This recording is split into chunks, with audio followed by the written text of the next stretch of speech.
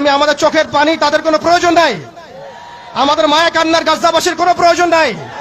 গাজাবাসীর প্রয়োজন অর্থনৈতিক সাপোর্ট, গাজাবাসীর প্রয়োজন সামরিক সাপোর্ট, গাজাবাসীর প্রয়োজন এমন একটা জাইশ, এমন একটা ফোর্স যেটা বাহির থেকে গিয়ে বাইতুল মুকাদ্দাসকে উদ্ধার করবে ইনশাআল্লাহ।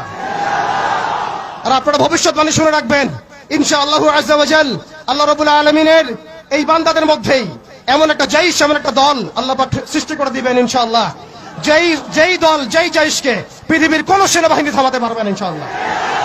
শেষ পর্যন্ত তারা বাইতুল মুকাদ্দাস মুক্ত করেই ছাড়বে ইনশাআল্লাহ। শুধু সময়ের অপেক্ষা। তারা আমাদেরকে অপশন দিয়েছে, হয় আমাদের দাস হও না হলে মরো। শেষ কথা, তারা আমাদেরকে অপশন দিয়ে দিয়েছে, হয় আমরা তাদের দাসত্ব করব না হলে মরবো। আমরাও বলে দিচ্ছি, আমরা দাসত্ব করব না। আমরা হয় শহীদ হব অথবা স্বাধীনতায় ছিনিয়ে নিয়ে আসবো ইনশাআল্লাহ।